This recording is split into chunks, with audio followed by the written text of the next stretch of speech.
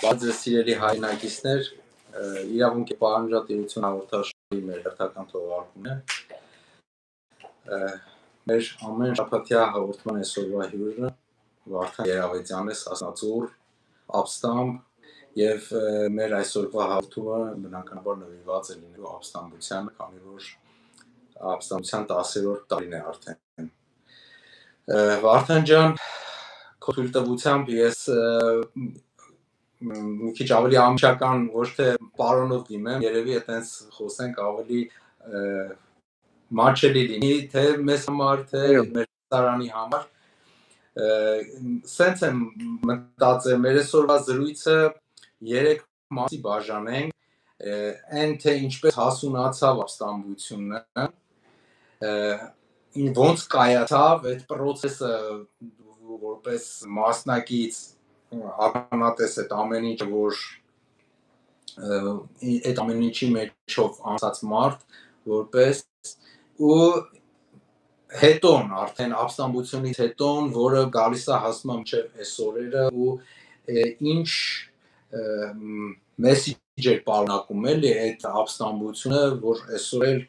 փաստորեն մեր այս ամբողջ խմբումները, այս ինչ որ մեր ազգի, մեր պետության վրա այս մութ ամպերը, որ անցում են, այդ ամեն ինչի կանխատեսումներ, կանխազգացումներ, այս ոճի մեջ եմ ուզում բան անենք, բայց նախքան զրույցն անցնելը մի հատ որպես կանոն մեր ունկնդիրների, մեր լսարանի խնդրենք, որ անպայման հավանումներ տան, տարածեն այս տեսանյութը, որպեսզի ավելի շատ լսարանի համար հասանելի լինի, սիրելի հայրենակիցներ, դուք գիտեք YouTube-յան ալգորիթմերը այդպես են աշխատում, հարկավոր է անպայման մեկնաբանություններ անել, հավանումներ անել եւ հնարավորինս շատ տարածել տեսանյութը, որպեսզի ավելի մեծ լսարանի համար հասանելի լինի։ Շնորհակալություն, այս որպես նախաբան, Վարդան ջան, խնդրեմ, ինչպես հասունացավ ապստամբությունը եւ դու խնդրեի որպես ականատես հենց քո տեսանկյունից ամեն ինչ նկարագրես, դու ինչպես մտար այդ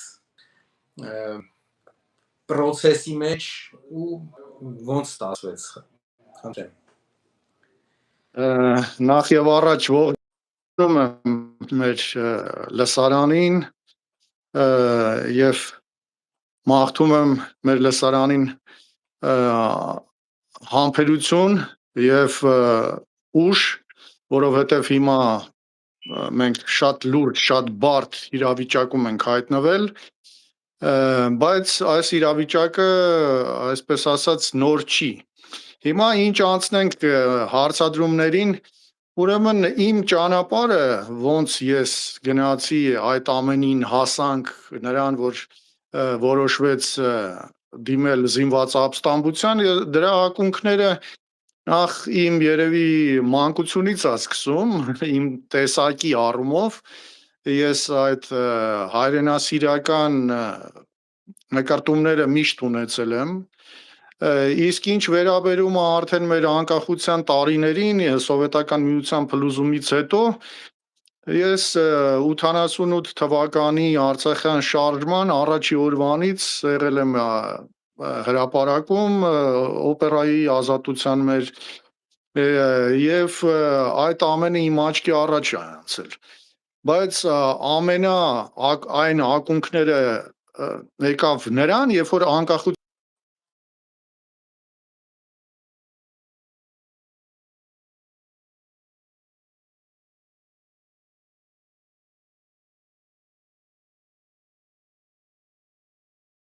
Պետրոսյանը անեց թե ժողովրդին, թե իր այդ բանին, այդ պոպուլիզմով եկավ, հետո ինքներդ գիտեք ինչ էր ասում, որ Արցախը պետք է մնա Ադրբեջանի կազմում, լայն ինքնավարությամբ եւ այլ եւ այլ, հետագայում դա վերածվեց տղայեք, արեք։ Այսինքն այն ինչը որ հիմա կատարվում է, դա այդ արձագանքն է Լևոն Տեր-Պետրոսյանի այդ հիմքն է, որ ինքը դրեց, բացի դրանից հետագայում ՀՀՇ-ն իշխանությունը բռնազավթեց եւ այդ շղթան մինչեւ հիմա եկավ։ Այսինքն մեր մոտ երկու անգամ է սենց առաջի անգամ նորմալ ընտրություն եղել է, երբ որ Լևոնին ընտրեցին, դա իրոք ժողովրդի ցանկությունն էր, չնայած ես դեմ եմ եղել այդ մարդու տեխնացությանը հենց սկզբից, որտեվ իմ համար ակնհայտ էր ինքը եւ իր միջավայրը ինչ է իրենից ներկայացնում, բայց ինչևէ ամենայն դեպս ժողովուրդը ընտրեց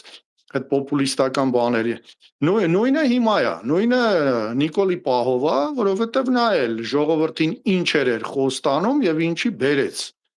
Այսինքն այդ ուսուցիչ եւ աշակերտ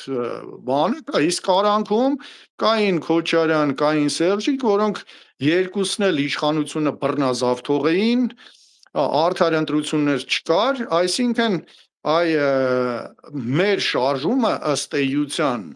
ծնվել է այդ բռնազավթումներից, երբ որ իշխող համակարգը, այդ ռեժիմը ինքը յուրացնում էր իշխանությունը եւ ժողովրդին ընդհանրապես հնարավորություն չէր տալիս իր կամքը ազատ արտահայտելու հետագայում։ Ամեն անգամ ընտրությունները կեղծվում էին, մարդկանց խաբում էին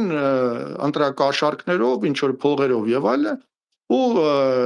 այսինքն իրանք ըստ էության ծնեցին, որովհետեւ երբ որ կյանքը նորմալ է, երբ որ չկա իդեալական համակարգ ոչ մի պետությունում, բայց մարդիկ ամեն ինչը չափ ու սահման ունի, երբ որ մարդիկ չափ ու սահմանը անցնում են, դա ծնում է այտենց ցանկություն զինված ապստամբության, իմիջիալոց զինված ապստամբության նախաբանը նա էր, որ մեր ժողովուրդը մեր գունդ մտնելուց առաջ, եթե մենք դուրս գայինք փողոց եւ հարցախույզ անեինք, 80-ից ավել տոկոս ուրեմն հարցումները ցույց կտային, որ մարդիկ ասում էին առանց զինված ապստամբության այս ռեժիմից պրծնել հնարավոր չի, որովհետեւ տեսնում էին ինչա կատարվում։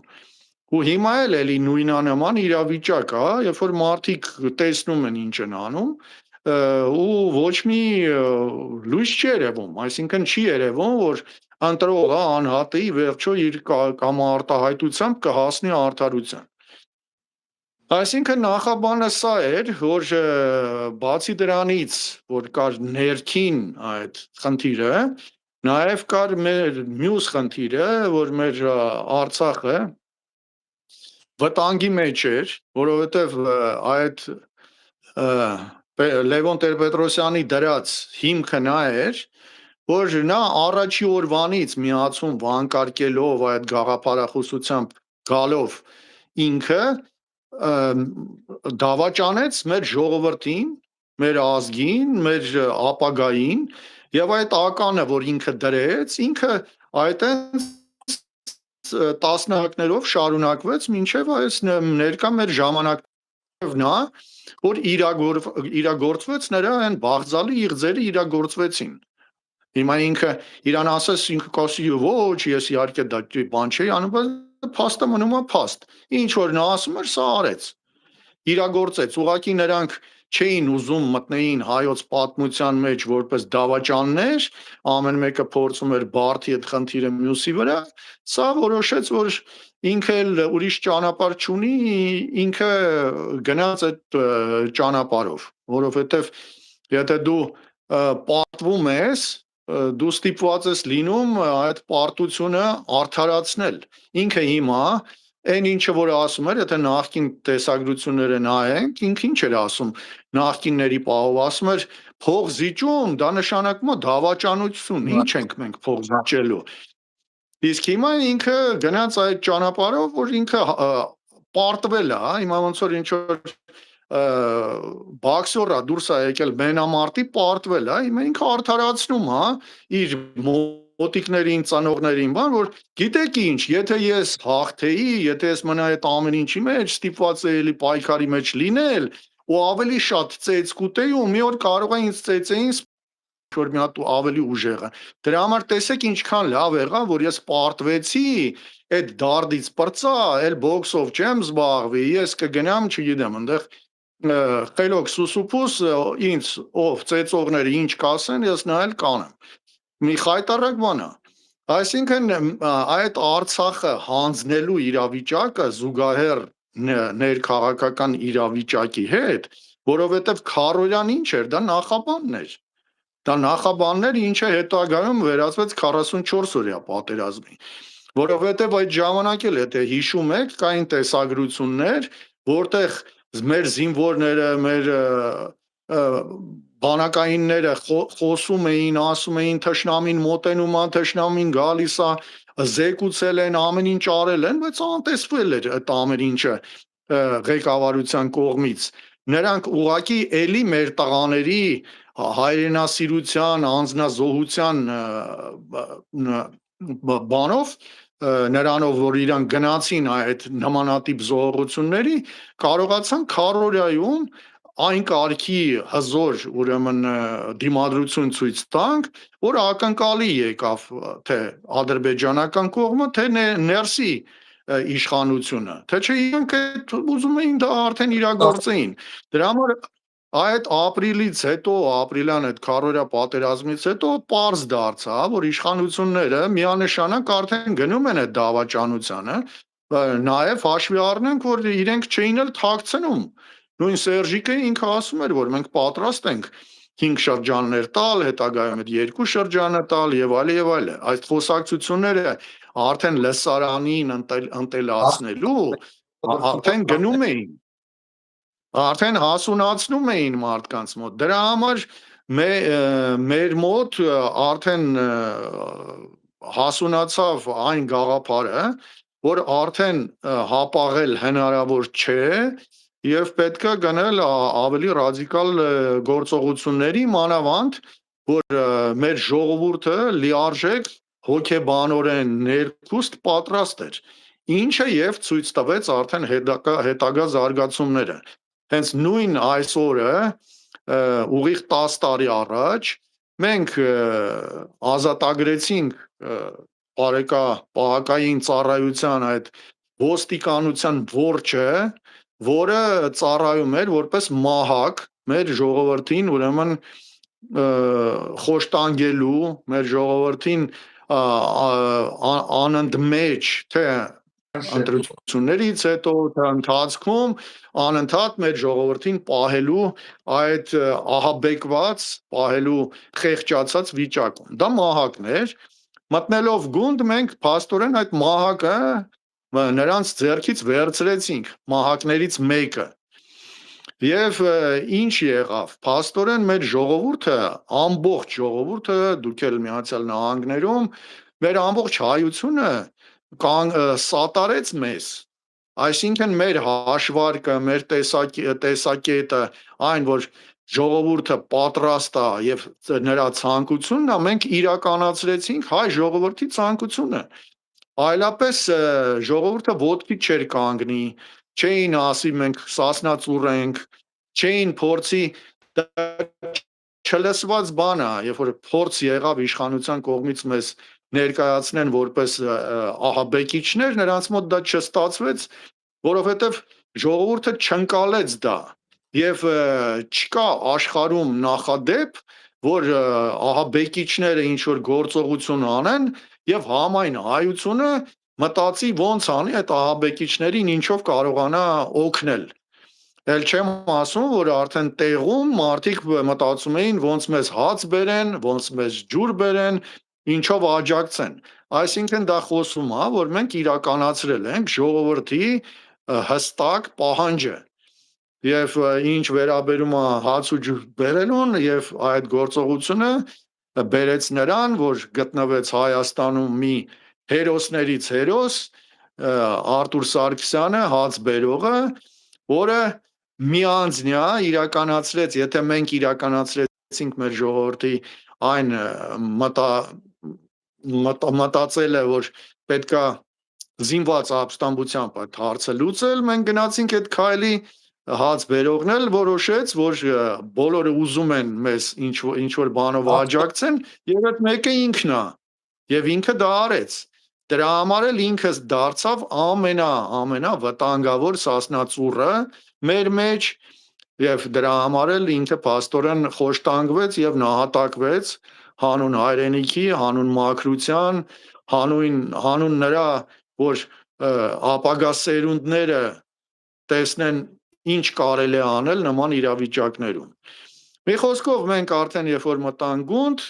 դե արդեն զարգացումները մեր ժողովուրդը հիշում է, շատ ուրեմն մենք անակնկալի իհարկե բերեցինք իշխանությանը։ Իշխանությունը տեղեկացված էր, ինքը գիտեր, որ ինչ որ բան սպասվում է մեր կողմից, դա փաստ է, բայց նրանք չգիտեին։ Հա, լսում եմ։ Ճշտելու համար էլի, որ ասեցի իշխանությունները գիտեն, որ մի բան սպասում է մեր կողմից։ Հենց ձեր կողմից իրանք սպասում են, թե ժողովրդի կողմից ինչ որ բան են սպասում։ Իրանք հացեն կոնկրետ գիտեն, որտեղից կարող է ծնունդ առնի այդ ապստամբությունը։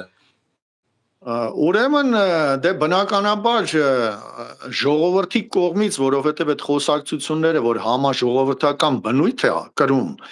մենք գիտենք, որ իշխանությունները, թե նախկինները, թե ներկայիս թուրիմացությունը, սրանք ոչինչ չեն խնայել մեր ազգային անվտանգությունը հիմնականում աշխատել է ոչ թե որպես ազգային անվտանգություն, այլ աշխատել է որպես իրենց անձնական անվտանգությունը ապահովող կառույց։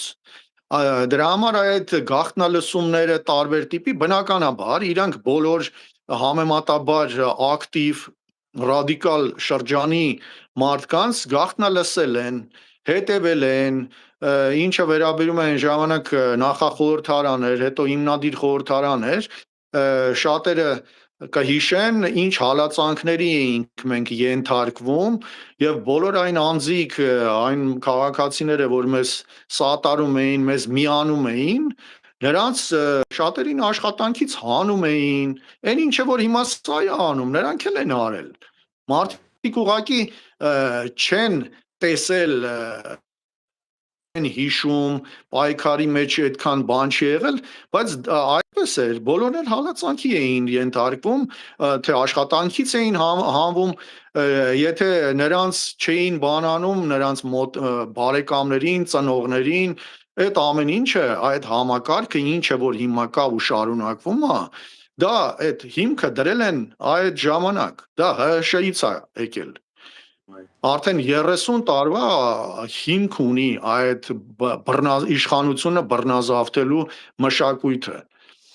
Դրա համար, բայց ինչ վերաբերում է կոնկրետ մեզ, մի քանի ամիս առաջ, մինչև մեր գործողությունը անելը, կա այդ ասուլիսի նման մի բան էր, երբ որ մենք, այսպես ասած, հիմնադիր խորհրդարանը կազմակերպել էր, այնտեղ ասվեց նրա մասին, որ եթե այս իրավիճակը նմանատիպ շարունակվի, սա բերելու է զինված ապստամբության։ Մեր կողմից նաև ակնկալելով, որ դա այդպես դրա համար բնականաբար այդքան մարդկանց չէ ոնց որ ասումցի այսինքն այո արդնեք թե քնացեք դուք զուշարել եք հետո նոր հարցակել դե ամեն դեպքում ես պատկերացնում եմ այդքան ահռելի քանակի մարդկանց գաղտնալսելով եւ տարբեր լսելով հիմա ինչ իմանան որ մեկն է ինչ անելու հիմա էլ ես վստահ եմ շատ բան նրանք լսում են ու ես վստահ եմ որ շատ հազարավոր մարդիկ նմանատիպ միգուցե եւ գաղափարներ կիսվում են միմյանց հետ դե հիմա մեկը ասում է մենք գիտենք չէ որ երևի 1000 ասողից կարող է 10000 ասողից մեկն է որ իրոք անող է պատահական չի էլի այդ մկների ժողովը չէ որ կար դու չէ բոլորը այսինքն խոսող շատ ունենք բայց գործանող միշտ քիչ է լինում դա բոլոր ժողովուրդների մոտ է այդպես քիչը որ անող է միևնույնն է այդ քիչն է ինքը ինքն է լինում կայծ տվողը, որ հետո դրանից ինչ-որ բոց է վառվում, կրակ է վառվում։ Այնպես որ հեճեյական չի, պարտադիր չի, որ բոլորը լինեն միանման։ Միշտ էլ ազգի մեջ գտնվողներ լինում են, նժդեհներ են լինում, անդրանիկներ են լինում, տարբեր դարաշրջաններում մենք ունեցել ենք նման փոքրաթիվ մարդկանց, որոնք իրագործել են այդ սկիզբը, սկսել են, հետո ժողովուրդը դա վերցրել է իր ձեռքը։ Չնայած եղել են իրավիճակներ, որ ժողովուրդն է ընդվզել եւ ստիպել, որ իրենց առաջնորդ են, տենց էլ է եղել։ Օրինակ Վարդան Մամիկոնյանի պահով, եթե մենք նայենք, այդտեղ արդեն ավելի շուտ ժողովուրդը ընդվզեց նրա դեմ, ինչը որ փորձում էր ուրեմն Իրանը փաթաթել մեր ժողովրդի վզին, այդ ուրանալ սեփական հավատքը եւ այլ եւ այլ։ Այսինքն մեր ժողովուրդը նայում եմ, մենք օրինակ շատ անգամ մեր ժողովրդին մեղադրում են շատ իրական ինչ որ արտահայտություններ են անում, ինչի հետ ես հետ համամիտ չեմ ու իմ դուրը դա չի գալիս, որովհետև մեր ժողովուրդը թե քարորիայի ժամանակ, թե 40-20 թվականի պատերազմի ժամանակ իրեն ցույց տվեց ինքը ինչի է ընդունակ։ Եվ 20 թվականին մեր միացյալ համաժողովրդական, ուրեմն միասնական թշնամու դեմ դուրս գալը դա վախացրեց այն ուժերին, որոնք հիմա ակտիվորեն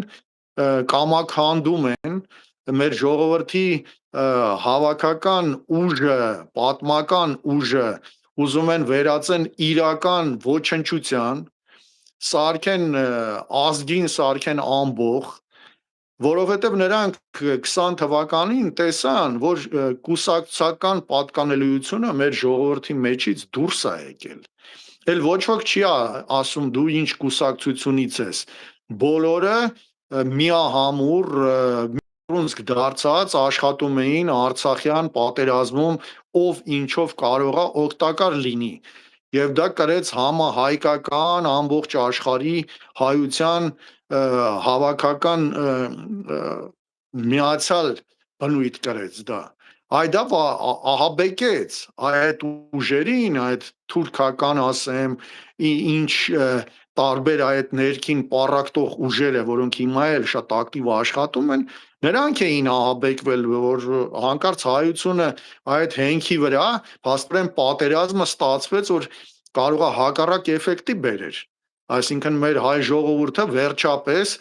տեղի եւ սփյուռքա հայությունը դառնալով մի մարմին կձևավորվեր նոր տիպի իշխանություն,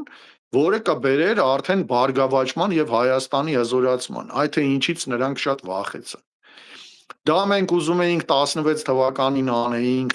բայց չստացվեց, որտեվ նախկին ռեժիմը բավականին դեռ զորեղ էր, Ռուսաստանը պատերազմի մեջ թաթախված չէր, ինքը շատ ավելի ակտիվ մասնակցեց այդ process-ներին, ես հիշում եմ շատերը երևի չգիտեն կամ գիտեն, բայց քչերը գիտեն դրա մասին, Ռուսաստանը զորք ուղարկեց Հայաստան այդ ժամանակ։ Բացի նրանից, որ Ալֆան եկավ Հայաստան, հետո գնաց, ինքը բավականին այդ ժամանակ տեղեկություններ կային, ինչ քանակի ինքնաթիռներ են սկսում իջնել Էրեբունի, ուրեմն օդանավակայանում, անընդհատ ինքնաթիռներ էին իջնում, այդ ինքնաթիռները ինչ որ բաներ էին, չէ՞ բերում։ Հետո երբ որ արդեն մենք այդ գործողությունը ավարտվեց, ես արդեն կալանավորված էի, բնականաբար Նուբարաշեն քրեակատարողական հիմնարկությունը հերրու չի Էրեբունի օդանավակայանից։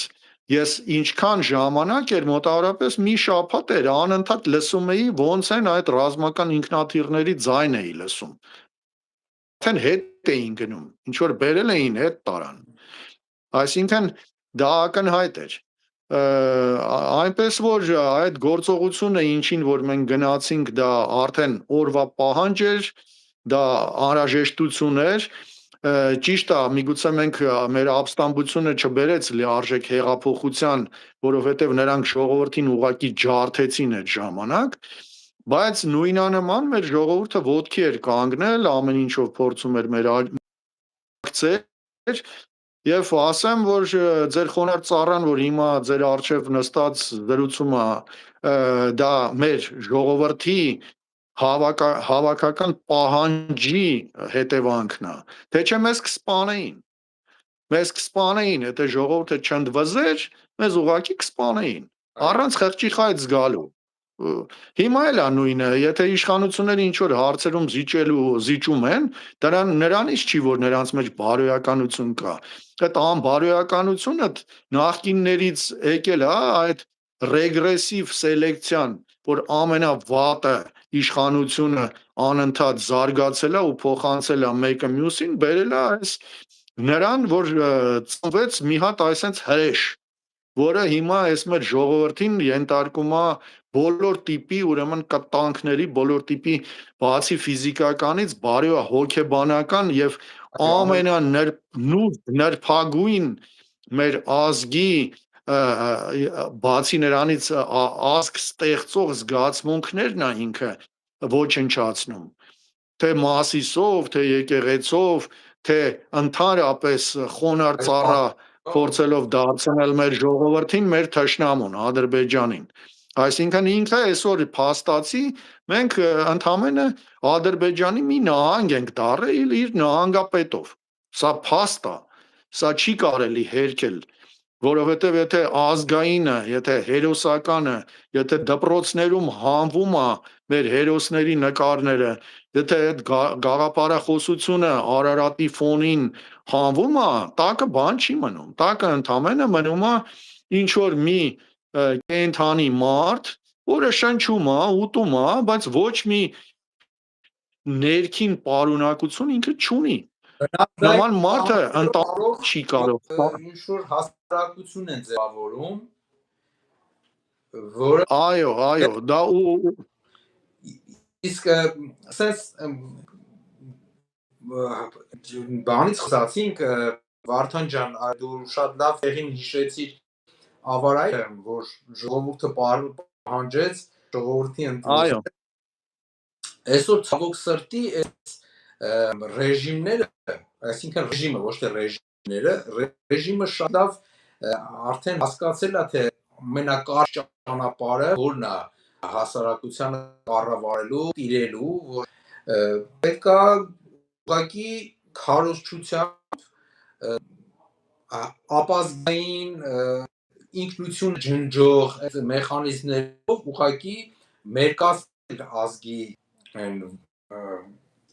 բովանդակությունը դատարկել, որպեսզի ազգին այդ մարդկանց, այդ հասարակության կարողանան կառավարեն։ Հիմա դու ասենք ապստամբող մարդ, որը գիտակից, որը ոչ մի կերպ այդ ազդեցությունների տակ չի ընկնում, ոնց պատկերացնում, ինչ ճանապարհ կարանք մենք բան անենք, հաղթահարենք, ինչ ուղիներ անել այս պատնեշը անցնելու, այս կործանելու, այս դատիր ծրագրեր, որ մեր ազգի նկատմամբ անդադ ավելի կատարելագծելով զարգացնում են ռեժիմի ծառաները։ այո։ Իմիջայլոց, եթե մենք նայենք, միշտ պետքա մարդ, ես որ հիմա ասում եք, ես ազդեցության տակ չեմ ընկնում, ես իրոք չեմ ընկնում, որտեղ ոչ Լևոնի ազդեցության տակ եմ ընկել, ոչ էլ մյուսների, դա գալիս է անհատությունից է գալիս, իսկ անհատ մարդ դառնում է, նախ դա իհարկե ինչ որտեղ երևի բնածին հատկություն էլ է, բայց դա նաև թե ընտանիքի դաստիարակությունը եւ նաեւ սեփական դաստիարակությունը։ Ես ինքս ինձ շատ հարցերում դաստիարակել եմ։ Ես ինքս ինձ, որովհետեւ ես ռուսական դպրոց եմ ավարտել եւ ես հիշում եմ, որ մեր դասարանում հայերենի դասերի ժամանակ շատերը շատ վատ էին կարդում 7-րդ, 8-րդ դասարանում շատ դժվարությամբ էին հայկական նոր տեքստերը, որոնք լինում էին, շատ դժվար էին կարդում։ Եվ ես հիշում եմ, ես 6-րդ դասարան էի, մեր դասարանում մի 2 հոգի կային, որոնք շատ վարժ էին նոր դասը կարդում, ու դա ինձ շատ նեղում էր, ես ինքս ինձ ես հիշում եմ որտեղ էի այդ ժամանակ, ես այդ ժամանակ հորեղբորս տանն էի, ու ինքս ինձ չգիտեմ ինչ մտորումներ էր մոտս, ես ինձ հարց տվեցի, ասում եմ դու հայ ես, ինքս ինձ, փոքր երեխա եմ, դպրոցական։ Եվ ինքս ինձ պատասխանեցի, որ հա, ես հայ եմ, ասում եմ քո դուրը գալիս է հայ լինելը։ Դու ո՞նց ես մտածում եւ դրական ինքս ինձ պատասխանեցի եւ հարց տվեցի, բան չի դու հայերեն կարդալ չգիտես նորմալ։ Էս չխայտարակություն է։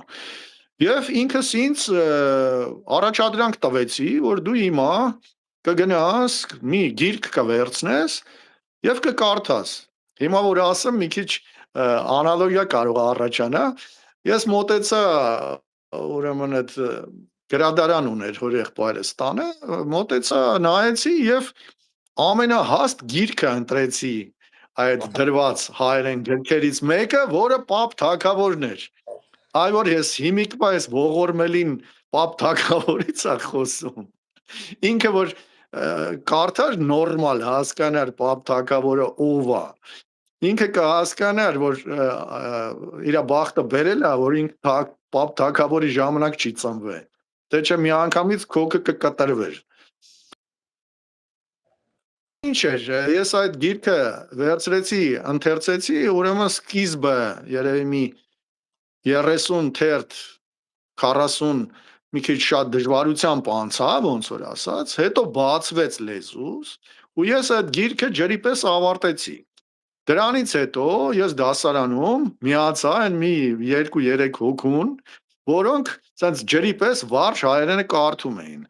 Եվ մեր ռուսական դպրոցներում շատերը դե ժամանակ ռուսերեն գրականությունը, մանավանդ լավագույն գրականությունը ռուսերեն էր, եւ շատերը գերադասում էին բնականաբար այդ գրքերը առնել, բայց ես դարձա այդ առումով ունիվերսալ, որտեվ իմ համար ես միակ բանը միշտ ինչ եղել է, գրքին փող չեմ ափսոսացել։ Եվ ես շատ հանգիստ, եթե իմ ուզած գիրքն էր, կապ չուներ արդեն իմ համար հայերենը, թե ռուսերենը բնականաբար էլի։ Այսինքն հարցը նրանում է, որ մարդ ինքը իրեն պետքա դաստիարակի, ինքը պետքա հասկանա ինքը ով է։ Մանավանդ որ ես փոքր ժամանակվանից նաև տարբեր սպորտաձևերով եմ զբաղվել, նաև զբաղվել եմ բոքսով, հետագայում արևելյան մարզաձևերով, դա այն տեսակն է, երբ որ նմանատիպ մենամարտերով զբաղվելով մարդ ամենաարդարն է այն առումով, որ եթե դու քո վրա վատ ես աշխատում, վատ ես պարապում, դրա համար դու ծեծ ես ուտում։ Օրինական վատ ես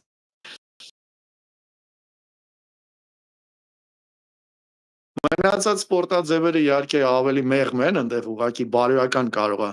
ցավ են քեզ պատճառում, երբ որ դու պարտվում ես, հոգեբանական, բայց ինչը վերաբերում է այ կյանքը, այ ավելի մոտ է դրան, երբ որ դու ճիշտ այն խնդիրները, ինչը ազգի առաջ, ինչը ժողովրդի առաջ դրվում է կյանքը, այդ Աստծո կամոք, ինչ լինում է, մեկը Աստծո կամոք է, այս փորձությունները, երբ որ գալիս են ու մարդը, որտեվ ժողովուրդը բաղկացած է մարդկանցից, նրա հավաքական կերպարն է, որ ժողովրդին ինչ որ մի պահ ներկայացնում ես, այդ ժամանակ ամեն մարդ ինքը իր մեջ պետք է զգա, չէ, իր թույլ ու ուժեղ կողմերը, ու նույնանման ֆորս մաժորային իրավիճակներում պատերազմում, կամ օրինակ երբ որ մենք մտել էինք գունդ,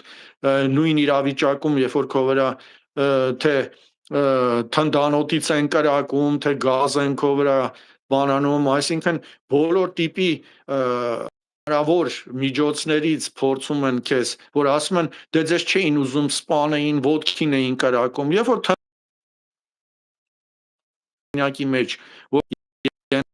հադրաբար այդ ականը պայթում է, այդ նշանակում է դե ձեզ չէին ուզում սպանեին, հա, իրանք փորձում էին հնարավորինս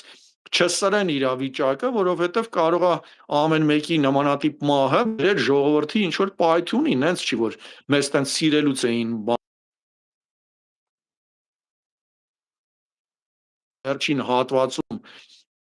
երբ որ նրանց հաջողվեց ժողովրդին կոտրել այդ իրենց վայրագություններով, դե հիշում եք Սարի թաղի դեպքերը, արդեն երբ որ նրանք անցան լայնածավալ հակագրոհի, նույնը անցել են մեր դեմ, ասում եմ, դա ամսի 29-ից սկսվեց, երբ որ նրանք սկսեցին բավականին ինտենսիվ մեզ ուրեմն բան անել, ենթարկել իրենց հարձակումներին։ Ասում եմ մեր վրա թե գազ են կրակել, շտուրմ գրոհ կազմակերպելու պատրվակով ուղակի գնդում կային հատուկ միջոցներ, կային հակագազներ կային, որոնք մենք կիրառեցինք, օգտագործեցինք եւ այդ իրանց բանը ոչ մի վնաս մեզ չպատճառեց։ Մենք պատրաստ էինք բոլոր տիպի ընդվզումների նրանց կողմից։ Այսինքն մեր ժողովրդի հիմա որ մենք խոսում ենք, մեր ժողովրդի աչքի առաջ եղավ, չէ 20 թվականը վերցնենք որպես այդ վերջի այս տարիների սկիզբը վերցնենք այն առումով, որ եղավ համահայկական ընդվզում, մեր ամբողջ ժողովուրդը ցույց տվեց իր հավաքական ուժը, սկսած այնտեղ Ավստրալիայով, նահանգներով, Եվրոպայով ճանապարհներ էին փակում, բարձրաձայնում էին այդ հայկական հարցերը, ուղղակի կարելի էր հիանալ, որ մենք ունենք նման ազգ։ Ես չգիտեմ էլ որ ազգը այն նմանատիպ գործողություններ կարող է կազմակերպել ամբողջ աշխարհով մեկ։ Եթե Անտարկտիդայում էլ հայեր լինեին, երևի այնտեղ էլ կկազմակերպեին ինչ որ մի նման բան։ Այսինքն մեր ժողովուրդը ցույց տվեց ինքը ինչի է ընդունակ։ Բա այդ բանը տեսնելուց հետո ոնց կարելի է ժողովրդին ժեհ անվանել։ Այն որ այդ ժողովուրդը միամիտ է, ես դրա մասին շատ եմ խոսել։ Եթե ինձ հարց տան, ասեն մեր ժողովրդին մի բառով բնութագրի, ես կասեմ միամիտ։ Որովհետև մեր ժողովուրդը ինքը տեսեք, այդքան խափում են, մեկ էլ մի հատ գալիս է Նիկոլի նման սուտասան, ու էլի մարդիկ տենց միամտաբար հավատում են։ Կամ 2008 թվականին, երբ որ Լևոնը նորից երկրորդ արարը եկավ այդ մյուս սատանայի, այդ ժամանակ ես ճիշտն ասած բան էի, Մոսկվայում էի, եւ երբ որ տեսա, ասի Տեր Աստված, տեսնես ով սրան կհավատա։ Ու մի քիչ ժողովրդական լեզվով ասած, ասի տենաս էս մուտիլովշիկը էլ ինչ է հնար է։ Եվ պարզվեց, որ հազարավոր, տասնյակ հազարավոր մարդիկ գնացին հերթական անգամ այդ մարդու այդ խաբեբայի հետևից։ Ես շատ զարմացած էի, ասում եմ լավ Տեր Աստված, ես մեր ժողովուրդը հետ հիշողություն չունի, որովհետև այն ատելությունը, որ Լևոնի հանդեպ կար, դա աննախադեպ էր։ Հիմա նույնանման սրա հանդեպ է, բայց հիմա մի քիչ ուրիշ փոփոխություն կա, որովհետև այն ժամանակ սովետական միությունը փլուզումից հետո մեր ժողովուրդը շատ ավելի կարող է տարօրինակ թվա, բայց իրականում մեր ժողովուրդը շատ ավելի հոգևոր հարուստ էր, շատ ավելի կարդացած էր, շատ ավելի դրա համար էլ այդ 88 թվի Արցախյան շարժումը ունեցավ նման զարգացումներ։ Ես ասում եմ, որտեվ ամեն օր եմ եղել այդ ամեն ինչի մեջ, ես այդ ամեն ինչ այդ էվոլյուցիան տեսնում եմ, ու եթե ինչ որ սա է անում, Լևոնը ուզում էր այն, բայց որովհետև այդ մեր ժողովրդի մեջ նույն ՀՀՇ-ի մեջ էլ կային, որովհետև երբ որ այդ հայոց համազգային շարժումը ստեղծվեց, ոնց որ ԹՊ-ի նախատիպն էր, բայց այն ժամանակ շատ առողջ ուժեր կային մեջը, որոնք դեմ էին շատ գործողությունների, որոնք ղեկավարությունն էր անում։ Էլ չեմ ասում, որ ժողովուրդն էլ ուրիշ էր, բացի դրանից մենք հաղթող էինք, մենք Արցախում հաջողություններ ունեցանք, դրա համար նրանց շատ ավելի բարդ էր այդ ֆոնին, ոնց կլինի վերցնում ես ու միանգամից ուզում ես հետ տաս։ Բայց Լևոնը հենց այդ ճանապարհն էր բռնել, դրա համար էլ ի վերջո դուրս եկավ եւ այդ իշխանություն պահելու ամեն գնով բանը, որի մասին Վազգեն Սարգսյանն էր խոսում, որ կրենել, հաղթենել իշխանություն տվող չկա, այ նրա հետ, որ ինքը ինչ բաներ Արցախում միգուցե Արցախի համար արել է եւ մեր բանակի կայացման եւ այլ չնայած այնտեղ շատ ավելի լուրջ մարդիկ են եղել, որոնք դրանով են զբաղվել, այդ Նորադ Տեր Գրիգորյանը գեներալ շատ ավելի լավ կպատմի Վազգենի մասին, ինչը ոնց ա եղել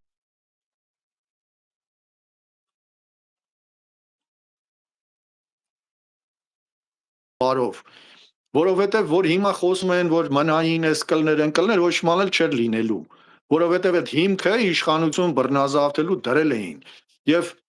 իրենց մեջից ոչ մի Հուլիոս Կեսար չկար, որ իշխանությունը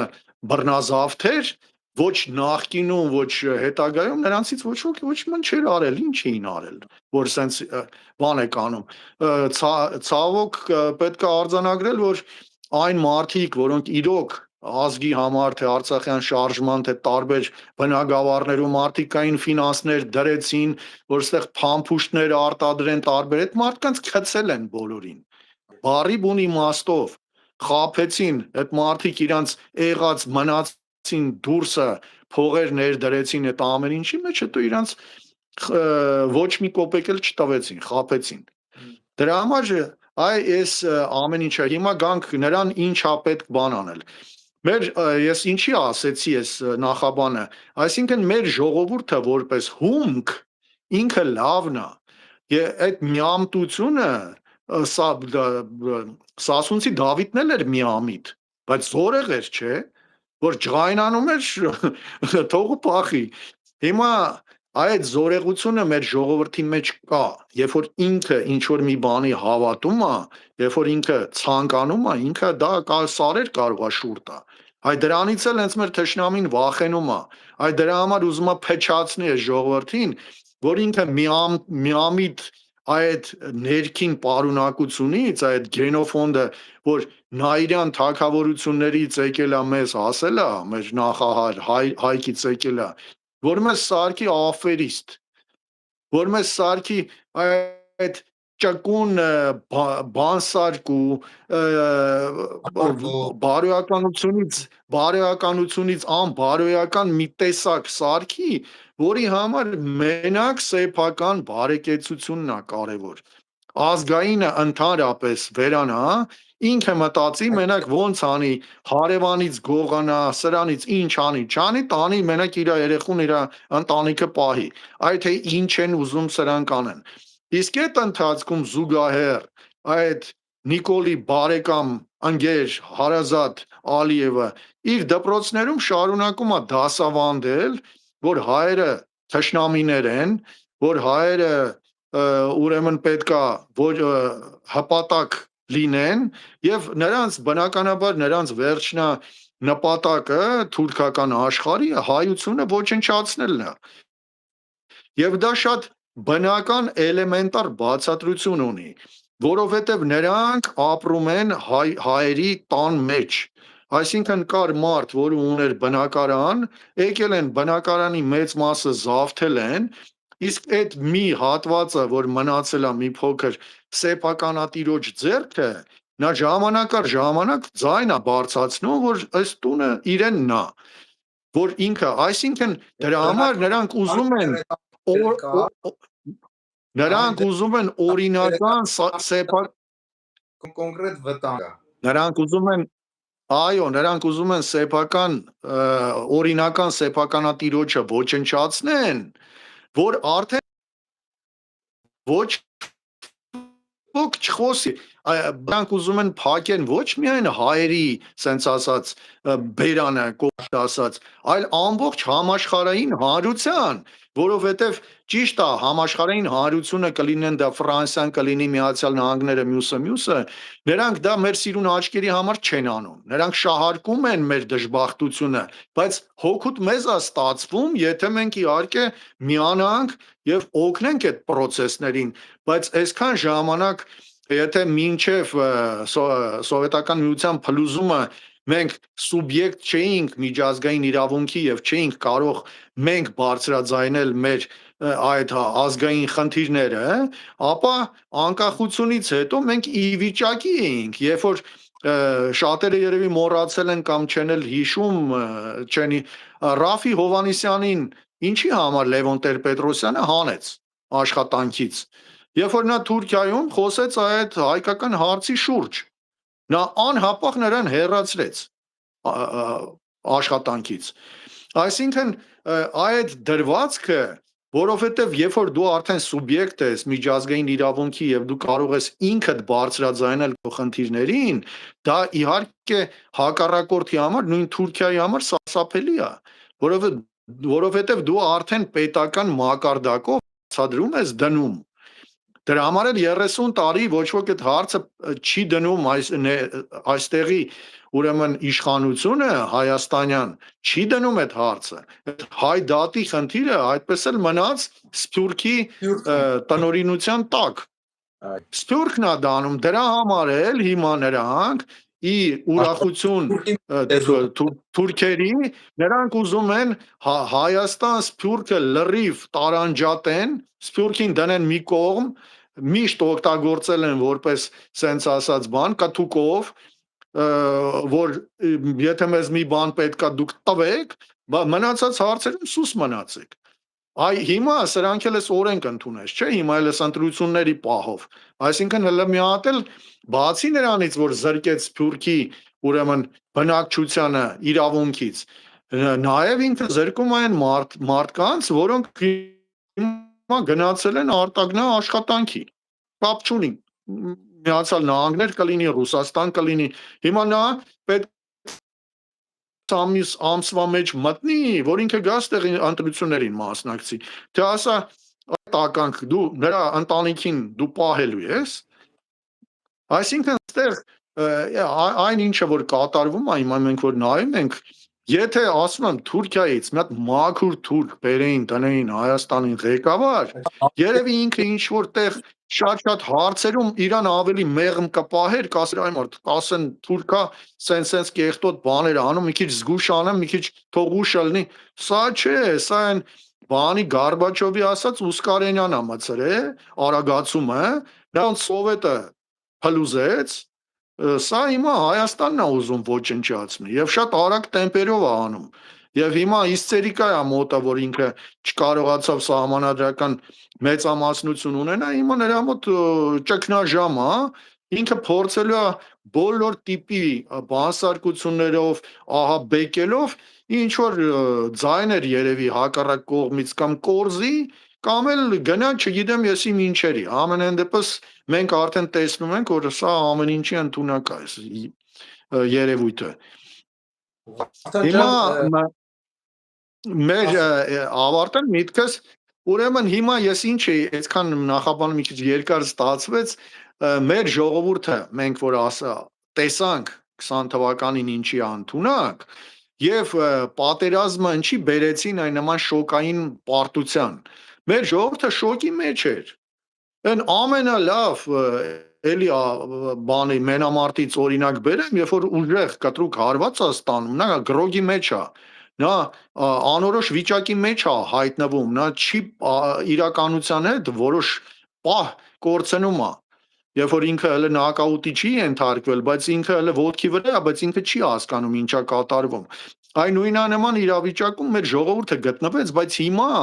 ես տեսնում եմ ոնց է մեր ժողովուրդը արդեն արթնացել։ Նախ այս ընտրությունների արդյունքները ցույց տվեցին, որ ինքը արթնացել է։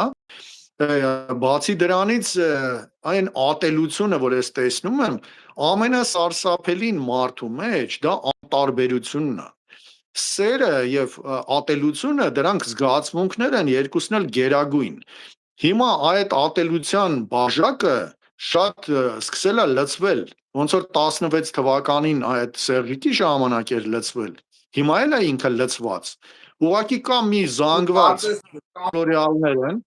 ասես ես մանրատի հատ ուզում ձևակերել մոտավորապես ուզում եմ հարցնեմ Վարդան ջան տես դու ասեցիր հիշեցինք այդ 16 թվականի ապստամբության ժամանակ ժողովրդի վերաբերմունքը որ այն ժամանակ նույնիսկ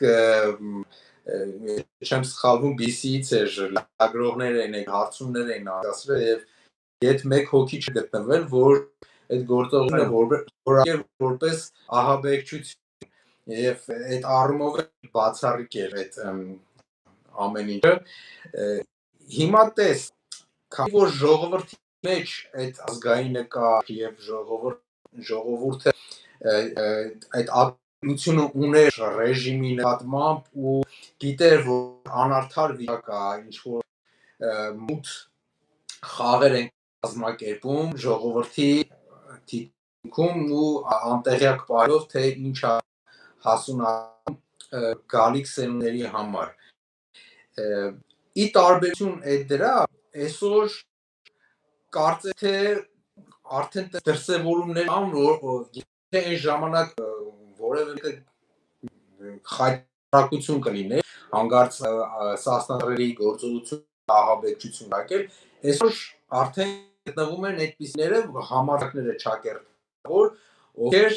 նման ձևակերպումներ իրանց թույլ են տալիս։ Եվ բնականաբար սա չէր կարա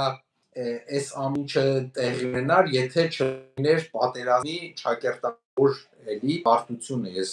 պարտությունը ճակերտավոր եմ համարում, որովհետև համոզված եմ, որ մեր տղաներս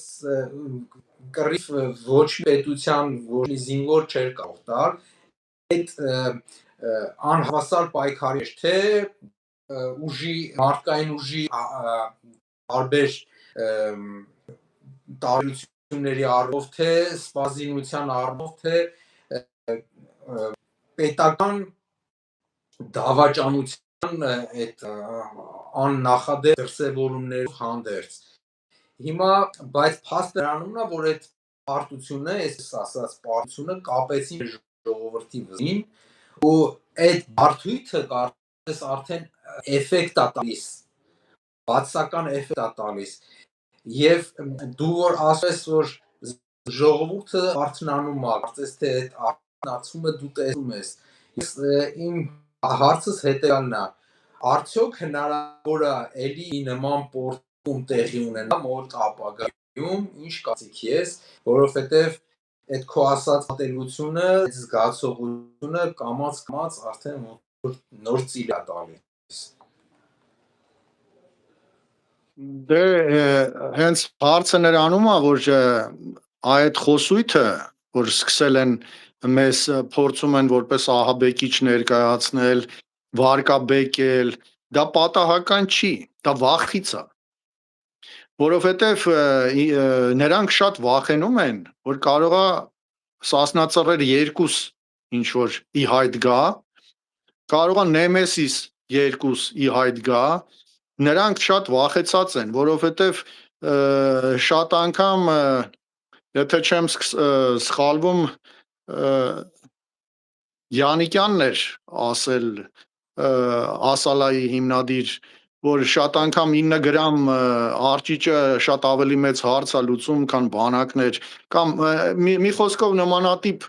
արտահայտություն եղել էր, ես հիմա չեմ վստահաբար չեմ կարող ասեմ ով է ասել դա, համենայն դեպս խնդիրը նրանում է, որ ժողովուրդը տեսնում է այս ամեն ինչը ու տեսեք ինչքան այդ նախընտրական ժամանակ, երբ որ այդ հրեշը ման էր գալիս տարբեր բակերով, մարդիկ ինչ տարբեր մարդիկ մոտենում էին ու իրենց դժգոհություններն էին հայտնում եւ այդ բոլոր մարդկանց հալածանքի ենթարկեցին, աշխատանքից են հանում, չգիտես ինչ են անում, դա գալիս է ներքին անճարությունից, երբ որ մարդ ինքնաբավ է, ինքը շատ ավելի իրան ինքնավստահ է զգում, բայց երբ որ մարդ գող ավազակ է էյությամբ, այսինքն ինքը մեր ժողովրդի այսօր ազգային ազատությունն է գողանում, բայց այդ ամեն ինչը ներկայացնում է որպես լավություն, որ տեսեք ինչքան լավ է, որ սենց եղավ, այսինքն այդ ասում եմ, այն սպորտսմենը, որ ծեծ կերավ, պարտվեց, հիմա ինքը ոնց անի, ինքը պետք է ինչ որտեղ հիմնավորի, չէ, ինքը ասում է, հա, բա շատ լավ եղավ, էլ ծեծ չեմ ուտի, էլ չեմ գնա, չեմ պարապի, անընդհատ խելոք իմ համար կգնամ կոպիտ ասած կարածեմ, կապրեմ, բայց իրականում տենց չի, մեր ժողովուրդը ասում եմ, ես ամեն տարբեր առիթներով փորձում եմ մարդկանց հետ զրուցել եւ շատ ուրախանում եմ, երբ որ տեսնում այդ առողջ ցասումը, առողջ դա նշանակում է, որ հույս կա որ կծնվի, ես ասեցի ամեն 10,000-ից մեկն է միգուցե ընդունակ ինչ որ բանի,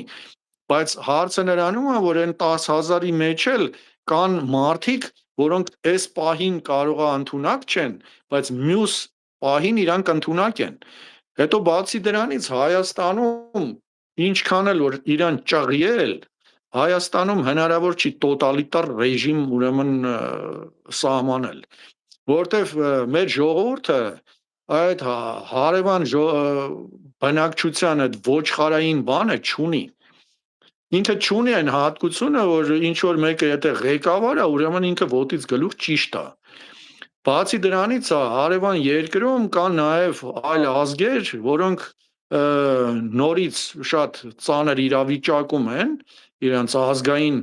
արժանապատվությունը տրորվում է, եւ այդ գաղափարախոսությունը ինչը որ տանում են հայերի հետ հանդեպ թշնամությունը, նրանք չեն անցալում։ Այնպես որ ես ոնց նայում եմ, ես դեռ պոտենցիալ տեսնում եմ։ Ես տեսնում եմ այդ պոտենցիալը, որովհետև նմանատիպ իրավիճակ մեր մոտ էլի եղել է մինչև Սարդարապատի ճակատամարտը։ Մեր ժողովուրդը ունի համբերության անսահման ինչ որ մի հատ բան է, բաժակ ունի, որ դիմանում է, հետո պորտկում է։ Հիմա այս մեր ժողովրդի պորտկումը հենց որ եղավ, այդ դիմացի այդ եղած չեղածը ասենց քամուպես տանելու է, որովհետև նախկինում, եթե 18 թվականին օրինակ հիմա, չգիտեմ, այնտեղ Ծառուկյան Գագիկի դեմ է ինչ որ գործողություններ անում, ես իմ ինչ անում։ Եթե դա ինքը այդ ամեն ինչ աներ 18 թվականին, ժողովուրդը իրան ճիշտ կհասկանար։ Բայց հիմա ակնհայտ է, չէ, որ սա արվում է ոչ թե նրա համար, որ այդ մարդը, չգիտեմ, այնտեղ օլիգարխեր ժամանակին ու թալանել է երկիրը ինչ արե, հարկեր չի մուծը, չէ։ 18 թվականից հետո էլի հետը լեզու էր գտել։ Եթե այս մարդը չգար որ չխցկվեր քաղաքականության մեջ որ երրորդ անգամ, այս ամեն ինչը չէր լինի։ Այսինքն մեր ժողովրդի աչքի առաջ երևում է, չէ, սելեկտիվ արդարադատություն, այսինքն ինքը արդար է մենակ այն ժամանակ, երբ որ սեփական անձն է վիրավորված զգում։ Դրա համար էլ ես դրա մասին էլ եմ խոսել, ինքը կերազեր, ինքը շատ կուզենար, որ նույն պատերազմում ինքը ի վիճակի լիներ հաղթող լիներ, հաստատ։ Պատկերացնում եք ինքը մեկ էլ հաղթող լիներ, աշխարհը իրենը կլներ, բայց որովհետև կան մարդիկ, որոնք ոչնչություններ են, որոնք ընդունակ չեն լուրջ բան անելու, դրա համար իրանք պարտությունը արդեն ներկայացնում են որպես հաղթանակ, որպես լավ բան ու փաթաթում են ժողովրդի վզին, էլեմենտար պրիմիտիվ ինչ որ տրյուկ է, բայց աշխատող է։ Ամեն դեպքում ամենայն դեպս կան մարդիկ, որոնք այդ էժանագին խայծը ուլ են տալիս։ Վարդան մենք արդեն մոտենում ենք մեր հաղորդման եզրափակման մասին, բնականաբար ինչպես միշտ շատ հետաքրքիր էր ու սովական էր քո հետ հարցազրույցը։ Ինչ ասեմ, մենք ամեն անգամ Սասնա Ծռերի ապստամբությունից խոսալով մենք դեպեր ենք առնում, հուսավորվում ենք, որ կա շանսը, ելքը կա, միշտ ինչ ուզում լինի, այսինքն մեր ազգը եթե ինչ-որ մի անգամ ինքնադրսևորվել անման կերպ, ուրեմն այդ պոտենցիալը կա, այդ ներուժը մեր ժողովուրդը եւ էլի մի անգամ կեցեմ Սասնա Ծռերը, կեցեմ ապստամբության սրբազան իրավունքը, ինչ ասեմ, համբերություն, շնորհակալություն քեզ հաղորդումը ժամանակը տրամադրելու համար։ Մի վերջին շնորհակալ եզրափակես քո որպես Սասնա ուզում եմ մի քո եզրափակիչ խոսք ասես։ Նախ եւ առաջ ուզում եմ մեր տղաներից մեր Արայիկ Խանդոյանին միայնակ գայլին հիշել, մեր ժողովրդին հիշեցնել, որ կար նմանատիպ մարդ մեր շարքերում հերոս, որը թե առաջի Արցախյան պատերազմի մասնակից էր, թե հետագա բոլոր գործողությունների, թե նաև մեր գործողության մասնակից էր, հաց բերողի մասին Արտուր Սարգսյանի խոսեցի, նորից կհիշատակեմ եւ մեր բոլոր այն տղաները, որոնք հիմա գտնվում են բանտում, նրանց էլ եմ ես առողջություն եմ ցանկանում նախ բոլոր մեր տղաներին, բայց առանձնահատուկ անազատության մեջ գտնվող մեր ռազմագերիներին, մեր տղաներին, դե համբերություն բան չեմ ասում, նրանք ունեն բոլոր նմանատիպ հատկությունները, ուղղակի առողջություն եմ ցանկանում եւ շուտապույտ ազատագրում այս ճիրաններից եւ նաեւ օրինակ կբերեմ իմ կյանքից էլ ես երբ որ ինչ որ մի բան ուզում եմ Աստված դա ինձ տալիս է դրա համար եթե մեր ժողովուրդը հիմա հավաքական իր արդեն ներքին ըմբռնումով արդեն մի հատվածը փոխվել է ասում եմ ընտրությունները դա ցույց տվեցին որ այդ մարդիկ սրտան սկսում են ցանկանալ եթե մեր ժողովուրդը իրոք ուզենա այդ Աստծո կամոք դա կլինի դա լինելու է չի կարող դա չլինի ես ասում եմ իմ կյանքում այնքան տարբեր իրավիճակներում են եղել են մարդիկ որոնք կողքից էլ գիտեն որ ոնց է լինում եւ եթե մենք հիմա նայենք շատերի իրենց կյանքում եթե նայեն կարողա զարմանան որ մի բան իրանք ուզում են մեկ էլ պատահական ինչ որ այդ բանը անկերն է բերում կամ լինում է ինչ որ մի բան լինում է այսինքն մեր ժողովուրդը պետքա արթնանա թեկուզ իր ներքին ցանկություններով որովհետեւ այս տիեզերքը մի քիչ այդքան պրիմիտիվ չի ոնց որ մենակ նա չի ինչը որ դու տեսնում ես նաեւ նա է ինչը որ դու զգում ես շատ անգամ մեր զգայարանները շատ ավելի նուրբ են մենք շատ բան զգում ենք այնպես որ մեր ժողովրդին ես մեր գովեստով ասելով մեր միամիտ սասունցի դավթի ժառանգներին հայկի ժառանգներին ցանկանում եմ որ նրանք ինքնակրթվեն իրանք իրանց վրա աշխատեն իրենք տեսնեն իրենց թույլ կողմերը որտեվ մինչև դու չես գտնվում շատ ծանր իրավիճակում պատերազմական դու ինքդ էլ կարողա չգիտես օրինակ մարդիկ կան դու տեսնում ես մտածում ես սրանք խելոք sense սուսիկ փուսիկ են բայց պատերազմում կամ ֆորս մաժորային իրավիճակում կամ թեկուս փողոցում խուլիգանների հետ տեսնում ես այ մա սա էս ինչ մի հզոր տղա է բայց կան մարդիկ որոնց թեկուս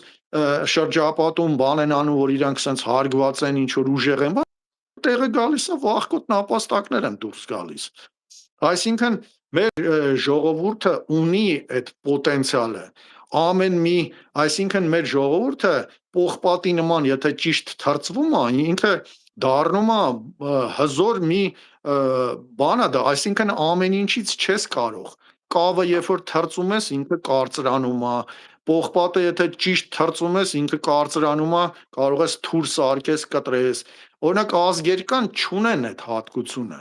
բայց մեր հատկությունը կարող է լինի համ ամենափափուկը համ եթե թրծում ես կարող է լինի ամենակարծրը այնպես որ մեր ժողովրդին ուզում եմ որ ինքը իր հանդեպ հավատը չկորցնի ինքը ուժեղ է ինքը Ուրարտուի Նաիրյան մեր թագավորության հայկի գեներն է ներառում մենք այնքան հզոր ենք որ մեզ այսենց ուզում են ոչնչացնեն ու ոչ ման չի ստացվում Ես Սփյուռքի հետ այդ պարակտումը հիմա քայլ առ քայլ էլի չի ստացվելու այնպես որ դուք հավատացեք ձեր ուժերին մենք ունակ ենք մենք կարող ենք ասում եմ աշխատեք ձեզ կրթել դուք զգացեք ձեր թերացումները որտեղ է եւ շփվեք իրար հետ փորձեք համախմբվեք որտեվ ժամը պահը գալու է չի կարող նմանատիպ անարդար վիճակը անվերջ շարունակվի Եվ այդ ջղաձգումները թող լինեն ձեզ ապացույց այդ հակառակ կողմի, որը պետքա լիներ կառավարեր Հայաստանը, նա մեր թշնամին է դարձել։ Այսինքն այդ ջղաձգումները գալիս է թուլությունից։ Այնպես որ իմ սիրելի ժողովուրդ, ես ձեզ բոլորիդ մաղթում եմ ամենալավ բաները, անփորձակ լինեք եւ մենք անպայման կհասնենք մեր ուզած նպատակին։ Անպայման, ես մի վարքյան չեմ կասկածում։ հենց որ բոլորիդ քաջ առողջություն եւ մեծագույն քաջություն Հայկի նման Վարդան Մամիկոնյանի, Դավիթ Բեկի մեր բոլոր այդ պատմականը ձեր մեջից պետք է դուրս չգա եւ սրանով եւ կավարտեմ մեր պատմական հիշողությունը կհաղթի այս իրական ողորմելին Շնորհակալություն Վահան ջան եւս մի անգամ ես եմ շնորհակալ խնդրենք էլի հաղորդման ավարտից առաջ անպայման տածել այս տեսանյութերը շատ կարեւոր է ինչ մենք անում ենք այս էլ է ինքնակրթության մեր այսօրվա հյուրի Վարդանի այդ բաղկացուցիչ մասը կազմում մենք իրարից անընդհատ սովորում ենք իրար հետ շփվելով անընդհատ ինքնակրթվում ենք եւ բնականաբար դա նշանակություն ունի ինչի համար ենք մենք այս հաղորդումները կազմակերպում մեր հայրենիքի մեր ազգի ընտրյալ էվացող նվիրյալ մասի հետ շնորհակալություն սերի հայրենակիցներ որ մեզ հետ եք տածեք հավանումներ արեք եւ սպասեք մեր հաջորդ հանդիպումներին շնորհակալություն Վարդան ջան այսօրվա համար այսքան Ես եմ շնորհակալ մինչ նոր հանդիպում